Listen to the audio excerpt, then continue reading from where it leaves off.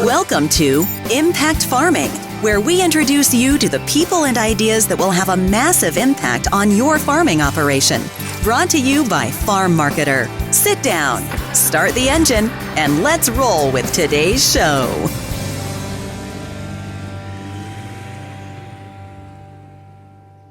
Hello, everybody, and welcome back to another episode of the Impact Farming Show. Today, I have a returning guest, Brian Reisinger. How are you?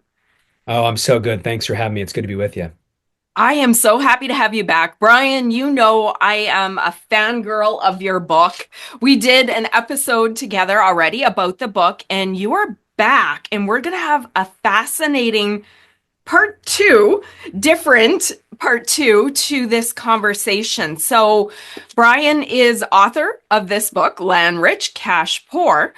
Brian, do you want to introduce yourself to the audience, a little bit about who you are, your background, what you do, your book? Then we're going to get into the book and then deep dive into today's conversation. So welcome.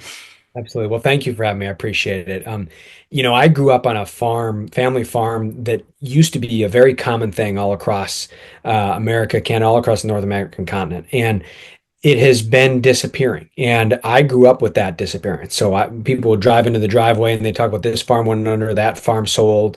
And I'd hear my dad talking about those issues. And I understood that farms like one I grew up on were disappearing. As I got older, I pursued a writing career off the farm. And in my days in business journalism and public policy, what I saw is an economy that was leaving our farmers behind.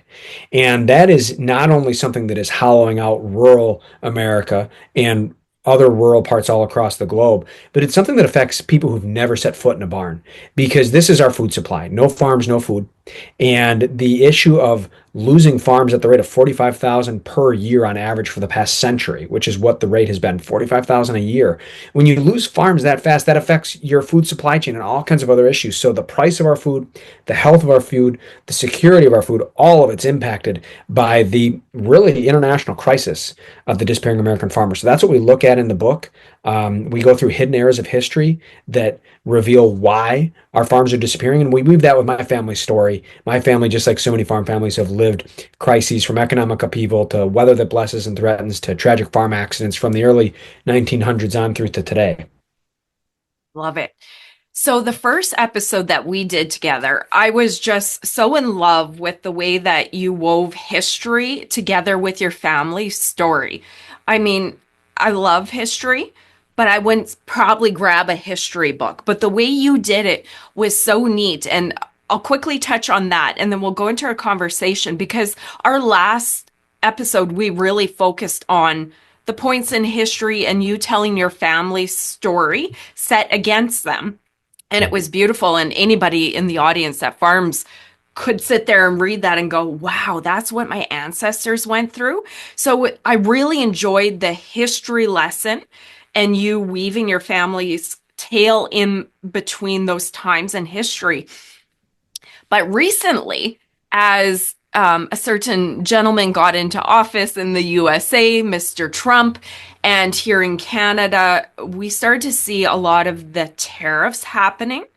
And because of these trade wars, we're seeing farmers getting stuck in the crosshairs. All of a sudden, there's an issue with, let's say, Canada here.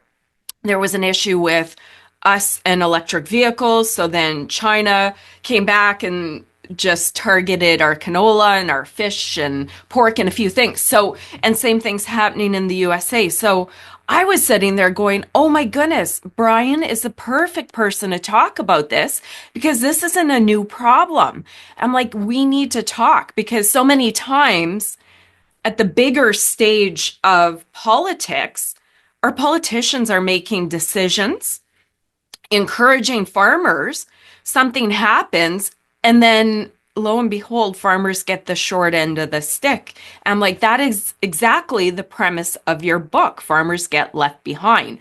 So I'm excited for this conversation, because I think a lot of what you say will open up people's eyes in the audience. We know, I think, depending on your age, right, Brian? We know about the 80s, but there's a lot of things that have happened. So why don't we time travel, and why don't we go way back to about 1910 and start there. And we're going to weave our way through history. And guys, this is going to be fascinating. So buckle up. Well, I appreciate it, Tracy, and jump in at any point where you want us to dive into a new era and how it impacted this crisis for our disappearing farms. But when you go back to 1910, what that really boils down to is that was actually very briefly a golden age of agriculture. And it was, however, headed toward crisis. So when I say golden age, that was a time period where you had a lot more farms sprouting up all over the country.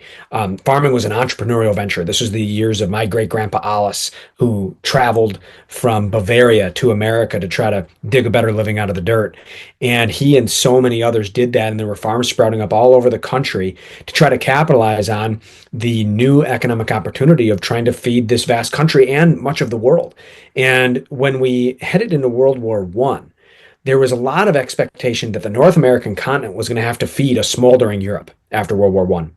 And so there was a lot of ramp up of food production. And there was an expectation that we were going to be feeding Europe. And what happened is Europe actually recovered from World War One a lot faster than anybody expected. It was this apocalyptic war. Nobody had ever seen war with terror and death on that level before.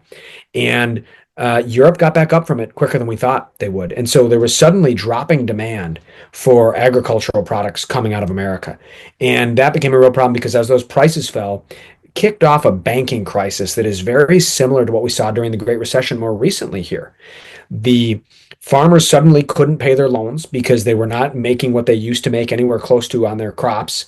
And that put the banks in trouble, and the banks started struggling. Once the banks and the farmers were struggling, that spread to other banks and other farmers. And it kicked off a rural financial crisis that actually resulted in a rural financial crisis and agricultural depression that began 10 years before the Great Depression. So when the Great Depression hit Black Thursday in 1929 and the whole globe was pushed into global depression, that was 10 years after farmers in rural areas had been suffering and been knocked on their back. And so when you look back in 1910 and 1914 is that golden era when the prices were really balanced. What farmers were getting for what they were producing was really in balance. It was working. We were headed into this strong period during World War One when everyone thought America's going to feed the world, and then the collapse. And we began losing farms in that time period. And with few interruptions, we've continued losing farms ever since. It's interesting. When I was reading the part about the Great Depression, you're like, but wait, it actually started over here. So that's 1910, that time frame. Why don't we go into the next big one where you already started to venture, the Great Depression, the Dust Bowl? I mean, that's kind of etched in our brains as a point in history, right? You're so right. You're so right. The wind and the dust and the loss and all the things from that era. I mean, it makes you think of a John Steinbeck novel. The way that our farmers and our farm families paid the cost of the economic upheaval. So here's what happened. There was a brief period where people were actually returning from the city to the country because unemployment was so high in the city that they wanted to come back to the farm to see if they could make it go there. So the number of farmers just very briefly climbed in the early 1930s and then began to fall again. So after falling in the 1920s during the Ag Depression and climbing briefly, it began to fall again because the weight of the Great Depression was just too much. The number of farm bankruptcies, tens of thousands of bankruptcies, just swept through the country and plunged us into a deep, deep hole. And it's one we've never gotten out of. So we've actually lost farms every single decade since that time period. And so when you go from the early 1900s to today, when I say we've lost 45,000 farms per year, it really was a trend that was set in permanence during the Great Depression. And you had a mix of government and private sector action to pull us out, and we really didn't come out of it completely until World War II. My grandpa, we tell the story of him growing up in 2 decades of poverty, 1 decade because of the agricultural depression and 2 decades because of the Great Depression. And it's something that really set our country back, and it also brought our food supply to its knees, right? I mean, this was a time when people were having a hard time finding the food they needed to eat, and farmers were having a hard time finding a way to be able to make a living. And so the Great Depression in many ways exemplifies some of the problems that we still have to this day. Wow, interesting. So the Great Depression, that 30s period, I assume everybody, just like any crisis times, when it falls, then you're working your way back out and maybe some good times come, you grow.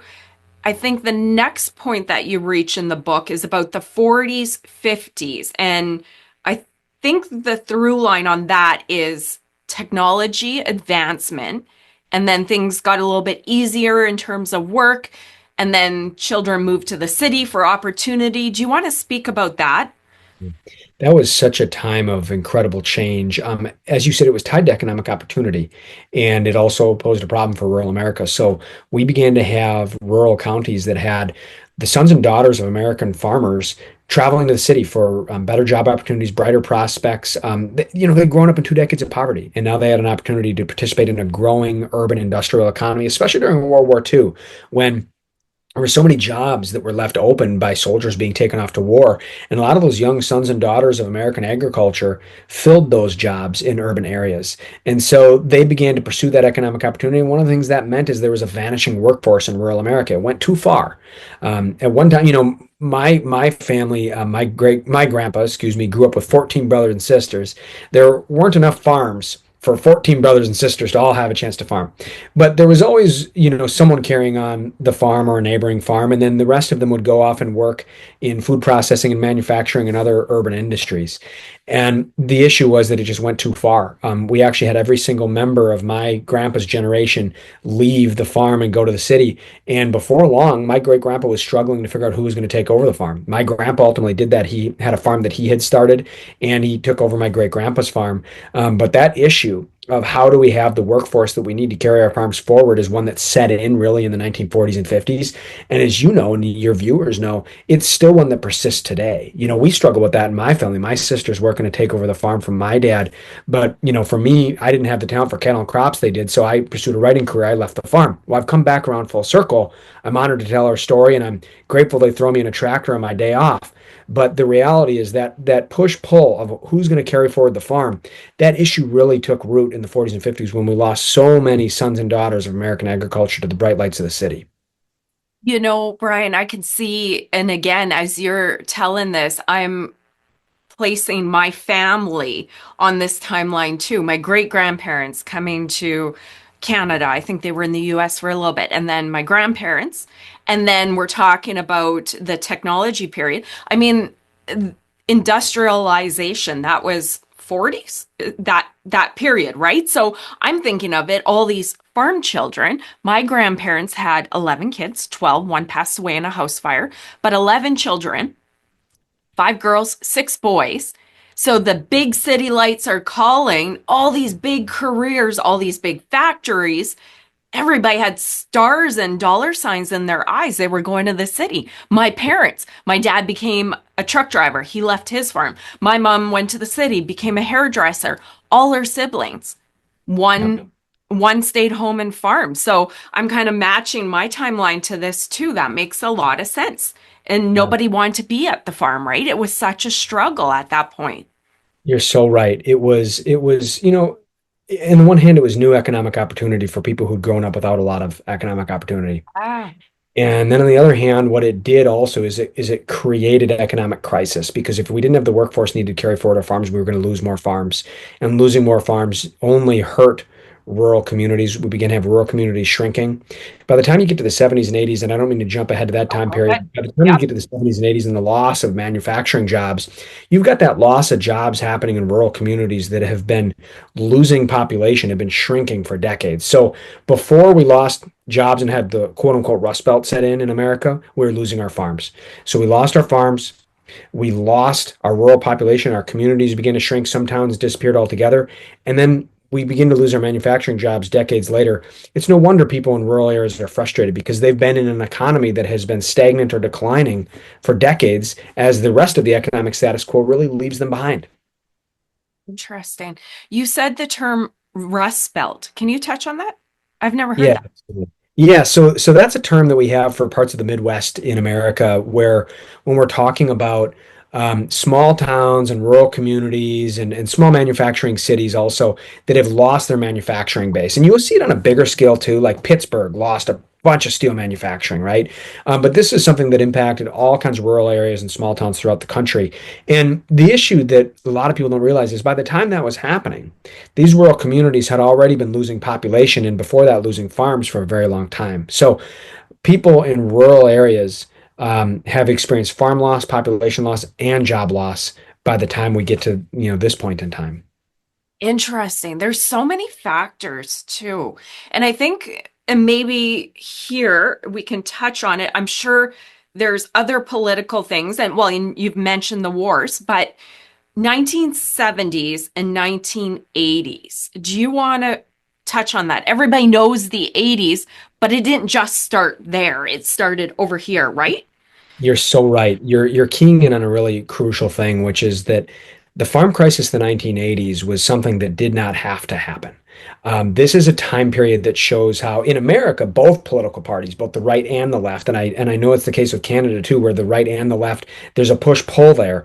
In the United States during the farm crisis, farmers really got caught in the middle of that push-pull. And we actually had both parties for decades at that point encouraging farms to get bigger or get out. And they were doing that in part also through government loans that were encouraging farmers to take on debt to be able to take on more acres and more animals. And then within a few years of that government-fueled debt, the federal government increased interest rates. And they did that to control inflation, right? They increased interest rates to control inflation, just like they've been doing more recently in the last couple of years. Now, I want to be clear. You can argue for or against government programs supporting farmers and supporting them taking up more debt. And you can argue for or against increasing the interest rate to control inflation. In some cases, you have to do those things. But when you do both those things one right after the other, push more debt on farmers and then suddenly make that debt more expensive, what you do is in the snap of your finger, you make it unaffordable for tens of thousands of farms to make it. And so we saw farms all across the continent wiped out because they had taken on debt in part encouraged by the government and then made more expensive by the government. And we lost, so many farms needlessly. And it's an example of farmers being caught between policymakers who don't know what's going on the ground on our farms. And that also happened, by the way, at the same time that our technology began to leave our farms behind. So we don't have as much as we need of what's called scale neutral technology.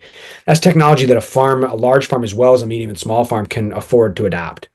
And we began to lose track of doing that in the last half of the 20th century. So at this time when we have this farm crisis hitting rural America, we also have technologies beginning to leave more and more of our farms behind. And in some ways, we're still living the echoes of that today because we're still losing farms and many of our farms are still being left behind by our technology.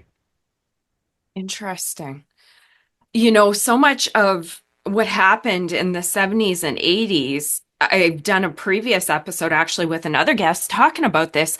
There are a lot of similarities that maybe us younger generation, if you're in your 40s, we've known the golden era of farming, again, the last 20 to 25 years. But a lot of the early warning signs and what created a crisis in the 70s and 80s are factors that we are seeing coming to play right now too, right? Yeah, the reality is that we've had government always failing to understand what's going on our farms on the ground. And right now we have a partisan fight going on back and forth among leaders who also it's very easy for them to lose sight of what's going on. Now, President Trump is a very interesting figure in this debate. And I call it a debate because there's a lot of controversy and push-pull. He's an interesting figure in the sense that he drew a lot of his support from farm country, from rural areas. And so there are a lot of people in rural areas who have put their hope in him and believe that him getting tougher on trade can have a positive impact because they think that unfair trade has pushed down prices for our farmers. And to some degree, there's some truth to that, depending upon which country you're dealing with. China is a country that has been very unfair to both America and Canada, for example. And so there are all kinds of trading partners and ways that there can be unfair trade that can impact our farmers. At the same time, farmers in America and Canada and all across the globe depend upon one another and depend upon being able to sell goods abroad to be able to make a living. And so you'll hear agriculture groups that will express concern about tariffs. And in America, we experience the downside of that in two different ways. While it's true that many farmers want to wipe out unfair trade, and that might mean there's some value to drawing a hard line and some tariffs in some cases with countries that are bad actors. It's also true that in America, farmers are impacted by tariffs in a couple different ways. One is potash. So American farmers depend upon Canada for potassium, for potash, and it's one of the only places that we can really get it from. So if we have tariffs on Canadian potash, that makes it more expensive for American farmers. It's actually an area that has been a carve-out from the tariffs. That's been an area that the U.S. federal government has decided to have an exception because they've said, well, we need that potash from Canada. That I hope is actually a beginning of a conversation where maybe we can have more normalized trade relations between the United States and Canada because we see the way these goods are needed. So I'm hoping that potash can be just the beginning of broader opportunity for cooperation and to normalize trade relations again. The other way that tariffs can impact farmers is through retaliation. Other countries putting tariffs on American goods that make it harder for American farmers to sell their goods abroad. And I know that in Canada, you guys are impacted by this too. My hope at this point in history is that we're able to negotiate trade deals that put family farms first. In America, in Canada, putting family farms first, finding ways to make deals on individual products and goods that can benefit our farmers and allow our farmers to be able to move forward to the brighter future. Because if we don't do that, we're going to lose the rest of our farms, at least in America, we'll lose the rest of our farms within the next 40 years based on the numbers. Wow. Okay, Brian, I want to share my thoughts that I have. It's a little bit, and I see both sides of it. It's a little bit of a poor me, but it's not where I want to have this conversation with you. And it aligns with your book. And I think it aligns with what a lot of farmers are feeling. Here's the thing. There's a growing world population. We're growing exports. Things are going good. The market encourages farmers to grow. Prices are good. Human nature. You go buy more land. You scale up. And I'll quickly cover both sides. It's a free market and we're allowed to make these decisions and grow. And there's risk.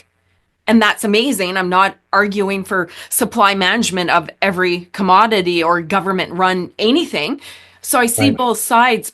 But the hard part, and again, it's the open market, but it's frustrating. And I think where a lot of farmers are sitting here going, how does this make sense? We have put so much on the line. We're in so much debt. And again, it's our choice if we buy the land and the buildings and the machinery. We choose to scale up, but there's no predictability. We're in a good phase, human nature, we grow, and then all of a sudden out of, here's my whining session, okay?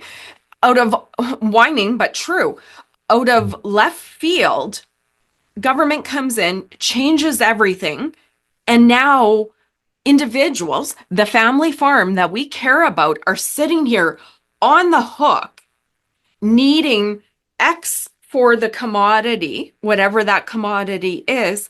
And because of something out of our control, political, them not understanding, we're totally sideswiped. And it goes, this is the conversation. We're wiping out farms. And yes, that's a free market. But how the heck does that make sense? Yeah. Well, it's a good example of the economy leaving our farmers behind. And it's in a way that doesn't need to be. You know, one of the things we found in the book is decade after decade, there were three big ways that we had forces driving this experience that went beyond normal market forces. It's the free market, as you say, and it's one that farmers live and die by. But there are three things that have made that worse. One is the way that we've misunderstood the economic crises that have hit our country. So when the Great Depression or the Great Recession or the farm crisis, any of these issues hit, people don't understand how it's affecting our farms. And therefore, we don't handle it right. And we end up losing more farms than we need to. The second big way is governmental policy. To your point, policymakers from all ends of the political spectrum have made mistakes that have made those issues worse. And then the third is technology, the way that we talked about technology leaving our farms behind. So when you bring us to the current day and we have the crisis of our disappearing farms, we still have economic, governmental, and technological issues that are wiping out our farms. And the reality is that what we need to do is we need to find a way for farmers to be able to have new market opportunities. So a lot of our farms are we're operating in what I would call broken markets. There is a certain amount of income and stability in dairy and in corn and in soybeans, and you know, we need to continue to do that because those goods and those foodstuffs are important for the, you know, local and the global economy. But we also need to have new entrepreneurial opportunity. You know, where's that next generation of crops? Where's that next entrepreneurial opportunity for farmers to pursue? And that's why I say we need to have more what they call value add agriculture. Value add being where we have local and regional and specialty food sources, you know, growing corn not just for seed, but also growing corn for corn tortillas and other food products, you know, things like that. If we can have more of that entrepreneurial opportunity, we can have more farmers growing food and we can have consumers have more and more choices. And so if we can find a way to pursue that type of an economic future, we can have farmers milking cows and raising corn and raising soybeans, but also raising other types of specialty crops and products that can fuel new entrepreneurial opportunity and new choice for our families all across the globe who are trying to just find a way to afford the food they want to eat. Interesting. I have a way that's going to connect me to my next question that I have for you. If we look at the history of agriculture and I sit back and observe, we went from this time and we've just had industrialization, massive growth, massive exports, feeding a growing world population. So the push has really been for larger, bigger, better, faster, more around the world. And I think what your point was in the Great Recession, and then when we started to open up, we kind of got knocked off the game of pursuing the value add. So here's the problem. We're now dependent on a really big market, and it seems like we're getting a little more local, protectionist. We've lost the ability to create our own markets because we've been so streamlined now, right? You're so right about that. If we, and this is where consumer demand, this is where the hardworking families out there trying to find a way to afford their groceries comes in. If we can have more people telling their local grocer that they want to be able to buy local goods, because a lot of grocers will carry it if they know that. If we can have more people stop by the local butcher shop, stop by the farmer's market, stop by the local fruit stand, buying directly from farmers, all that stuff, we can begin to create more markets. We need more markets locally and regionally from people who want to buy directly from farmers or who want to know where their food comes from. We also need more specialty food markets. So the specialty cheeses, the different specialty food products that go into all kinds of goods. High oleic soybeans, for instance, are used in all kinds of cooking. So if we can have more of that local food source at farmers markets and other places, more regional food economies, and more specialty food markets, this is a way for us to create more of that opportunity. And to your point, we can still have farms supplying the big international supply chain. In all likelihood, it's going to be our larger farms that are going to be supplying the commodity markets, the bulk commodities needed on the international market. And then we can have farms of medium and smaller size supplying local, regional, and specialty food markets. There's a way that we can help farms of all sizes be able to have economic opportunity in this country and have more of our food come from places that we know where it comes from. That is so interesting. There's a few people out there just sharing different takes from the mass media. And there's a lot of people that say we're in a period of protectionism, deglobalization, and somebody would say that the European countries have been very protectionist already for several reasons. Canada with our dairy and chicken. Now it looks like everybody's accusing Trump of being very protectionism. And again, there's all sides here and we can get quite political. But when I'm listening to you talk, I look at the history of agriculture and we were small farms feeding small markets. And then we got really big. And what I'm starting to hear from people, of course, we need that, but it almost looks like we're coming back in a little bit, right? Yeah. I think you're absolutely right. More and more people care about where their food comes from, and that's something that's true person to person. And more people have an opportunity and are taking the opportunity to support local businesses, local farmers, et cetera. And then you have these great big policy debates of our countries, as you correctly note. And you're right. I mean, different countries, Canada with dairy, American, with different types of industries, have at different times protected those industries. And here's the route that I suggest. We're at a place where it seems there are many countries that are ready to negotiate. I think that there's a strong desire by many people to have conversations between America and Canada progress, conversations between America and all kinds of other countries that have reached out progress, conversations with China, which has been an unfair actor in many ways, has cheated and has hurt farmers in Canada and America alike. There are indications that that China wants to have more conversations. And so my hope is that we can begin to negotiate trade deals that are fair and that put our family farms first. And here's what I prescribe. Although America had this kind of 1990s, early 2000s free trade, freewheeling time period, as of 2022, we actually only had trade deals with 20 countries. And it was with countries where it was very concentrated. So, like China can move world demand because it has so much of the American market captive.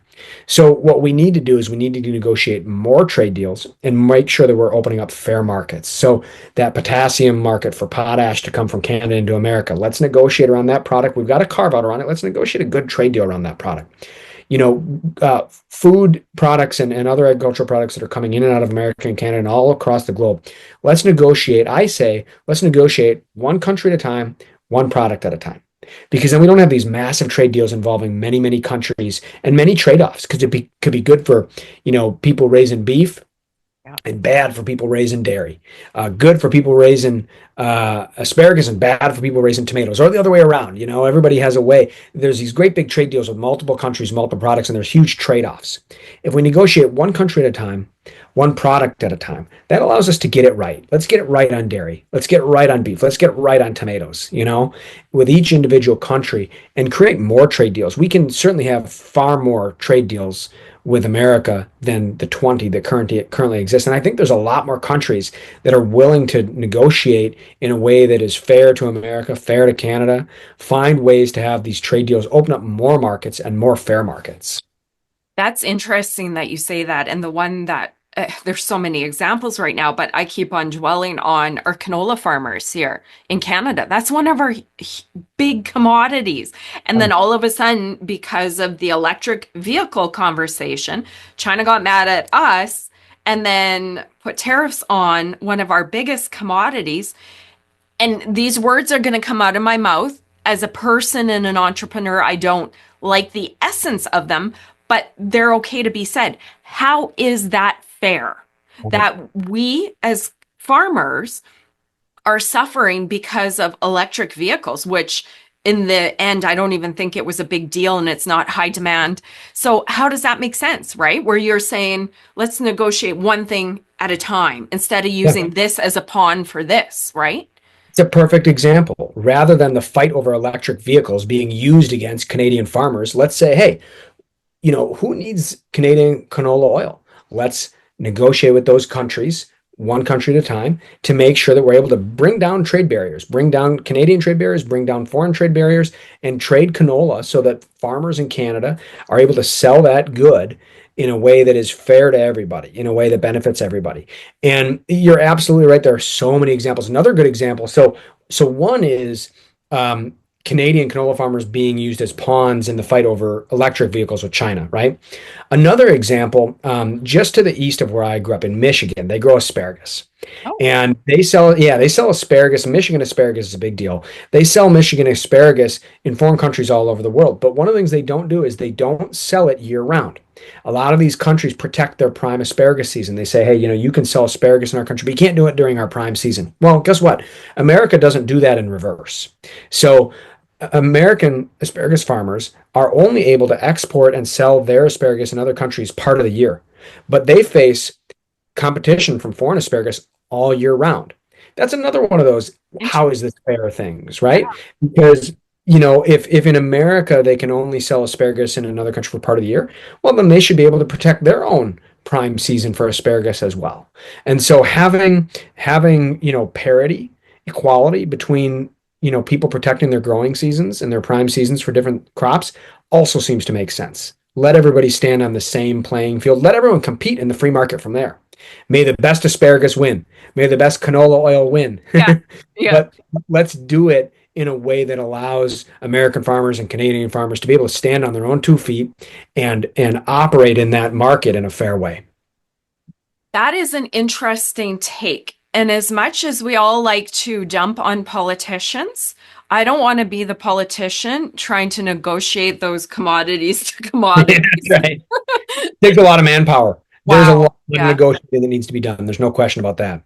That's interesting. And, I guess the ones that are in business that are not quota, we enjoy the free market. But in situations like this where you're just blindsided and your whole operation, your whole livelihood, your very survival.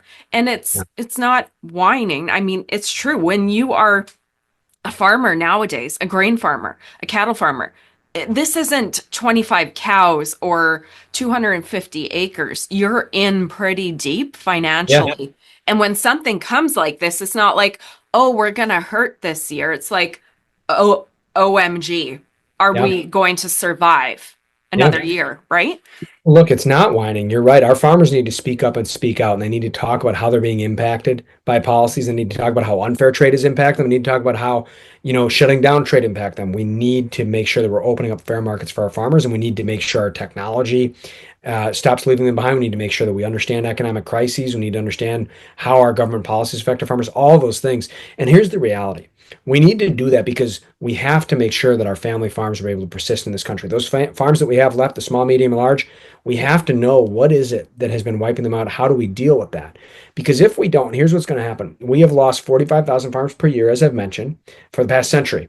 If we lose 45,000 farms per year going forward, we will lose most of our family farms in this country in the next 40 years. We Wow. have nearly 2 million farms left.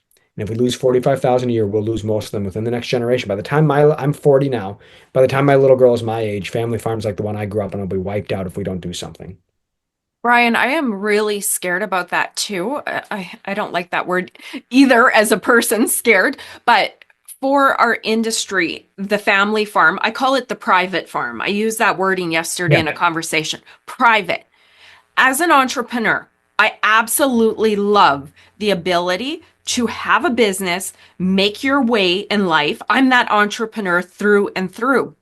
And I'm sitting here looking at everything that's going on in this big world, the costs, the the weather, all the things we know about agriculture, but now the trade, the tariffs, and then flipping over to one thing I talk about on our show a lot, the transition planning. And I'm like, between our inability to do transition planning for various complicated reasons, human nature, financial, all of that, and between everything that's thrown at us politically and economically, I'm sitting here going, is there going to be family, private farms in 2 decades from now? That's what I'm sitting here wondering, right? It's Yeah. so pessimistic, but we're up against a lot of things. We are. You're absolutely right. And the challenge of it is that to change these things, to change the economic and political and Yeah. technological force and wiping out farms, requires that we do a lot of things at once. It kind of requires that we all jump in the water at the same time. There are reasons for hope. Yeah. And one of them is what we talked about with people caring more than ever where their food comes from. If more and more people, if everybody took a half step toward buying food from their local farmer right down the road, local farmers markets, whatever the case may be, grocery stores that carry local goods. If everyone took a half step toward that, we could have a level of consumer demand, market demand, free market demand that could create new entrepreneur opportunity for our farmers and more choices for our consumers. And so if we can do that, we can turn this around. And what do we need? Meantime, we need farm families to survive. And, when I think about farm families, the first word that comes to my mind is resilience. I think about my dad. He stepped up at the tender age of 8. My grandpa slipped off a corn crib, fell and broke his back. We tell the story in the book. He got back up on his feet eventually, but not before my dad took up the work of a full-grown man and never quit. And he was 8 years old, and now he's in his 70s, so he's been doing it for more than 60 years. And it got down into his blood and his bones. And if he's not on the back of a tractor right now, I guarantee you that's where he wants to be. And it is a way of life that he has shown such devotion to. And I grew up getting to work with my dad from sun up to sundown. I grew up getting to, go help him deliver a calf if a cow was struggling in labor, see that calf take its first breaths of life. I mean, that kind of beauty that comes with the hardship is what gives our farm families all this resilience. And so when I think about how difficult things are, I do think about the fact that we can capitalize on people caring more than ever where their food comes from. And there are hardworking families that have been trying to feed our country for forever. And they're doing this even though we have made it not work economically. Imagine what they could do if we made it work again. I'm going to ask you a left field question. I asked another guest and I was intrigued by his answer as well. Let's say you're not on the farm anymore, but if you were on the farm or speaking to the people in the audience, there's a lot of people talking about that is creating your own product, whether that's cheese, kind of the European model right? The way they farm out there. What would you recommend to a farmer? What would you look at if you were on the farm still? Would you be doing that entrepreneurial side hustle while providing the big commodity? Yeah, that's absolutely right. And that's one of the things that we are doing. I see my role as I'm out telling our story. I'm talking with people such as yourself and farm families all across America, Canada, other countries about solutions. What are those things that farms can do to create more streams of income? And so one of the things that I try to do with our farm is, in addition to them throwing me in a tractor now and then, I come with ideas and I try to work with us on our long-term planning. How can we diversify our business, find more ways to make income to the farm? So a great example is we're starting to sell pasture raised eggs. We're raising chickens, selling pasture raised eggs. We sell beef for consumers. We're doing those kinds of things while also growing those row crops, those commodity crops. So we've got that backstop of that traditional farming that we've been doing that is getting harder and harder to make a living on, but you continue doing because it has a certain amount of income, certain amount of stability to it. And we're working on, as you said it, you're absolutely right. That's that entrepreneurial side hustle. We're working on all those side hustles to try to figure out more ways to bring income into the farm. So we're living that experience right now. And it's hard. There's a lot of hard work. Each one is a risk. You talk about transitions. It is a risk to take on a new crop or product. It takes money. Farms have precious little money to spend on those things. And if it doesn't work out, you lose out. So there's real risk to it. But if we have farms moving that direction and consumers moving toward the farms, I do think there's a path for some of our farms to make it. We can't guarantee the survival of every farm, but No. we should be able to have farms be able to pursue new opportunity that's in line with what people want to eat. Yeah, and of course, big agriculture is needed, and we really streamlined, and several big companies own a lot of the food chains. But personally, myself, for how much I love the entrepreneurial way, the private family farm, I don't want to see every end of agriculture owned by big corporations. And I'm not anti big corporation, but I think the family farm is something beautiful that we need to fight for, right? Yeah, absolutely. And I actually talk to leaders of industry about this. And one of the things I say to them is, look, we don't want nobody. It's in nobody's interest to have every single farm be a great big farm. Those farms got bigger doing what everyone else trying to survive. Those farms, they got bigger because they were going to have to get bigger, get out. And so they were responding to market pressures. We have to understand that a lot of those farms are still family operations too. And then there are medium and smaller farms that are family farms that they haven't wanted to get bigger, or they haven't been able to get bigger, or they're doing a different type of farming, whatever the case may be. It is in the interest of all of our industries, food industry, agribusiness, all of our industries, to have many farmers to be able to deal with. If we get to the end of this thing and we lose 45,000 farms per year for the next 40 years and we lose most of our farms, that's not good for your equipment dealer. That's not good for your buyer of food products, that, big food processors. That's not good for anybody. So I say to all of our private industry leaders, hey, we need a strong base of farmers of all sizes for you to be able to sell to and buy from if we're going to be able to have a thriving agriculture and food sector. It's almost like the question, can farms get too big to fail? And I think they can. We can't, how many farms do we need? Do we need two, three, a dozen, 100?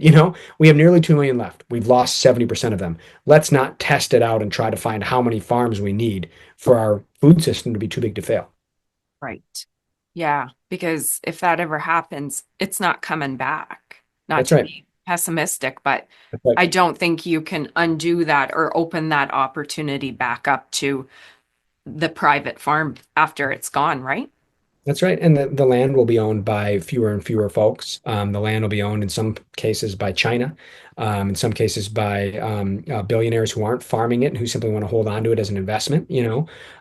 So let's not let our land fall into the hands of people who aren't going to care for it and operate farms on it any more than we already have. Let's find ways for there to be genuine entrepreneur opportunity in the market for our family farms.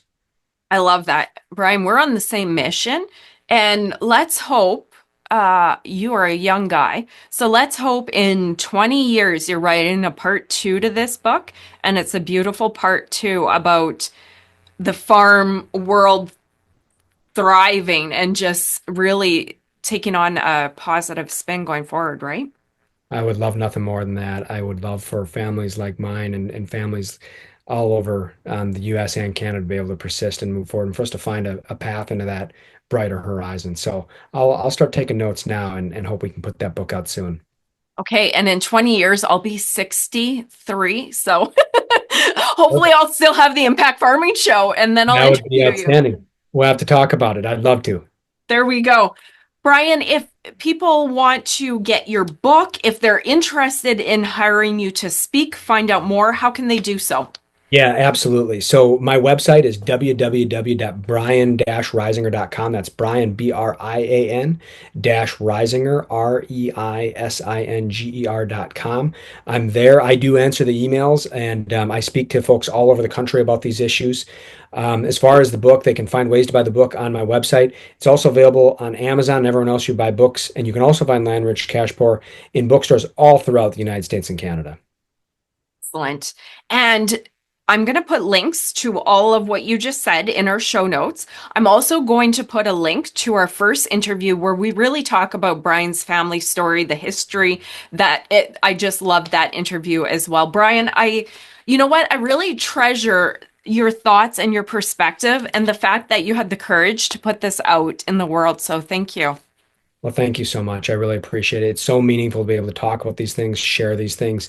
Knowing that I've talked with your viewers before, anybody who's read the book and enjoyed it, if they're willing to leave a review on Amazon or Goodreads.com, help to get the word out there. It makes such a difference. And I just hope that anybody who picks it up just helps us keep this conversation going.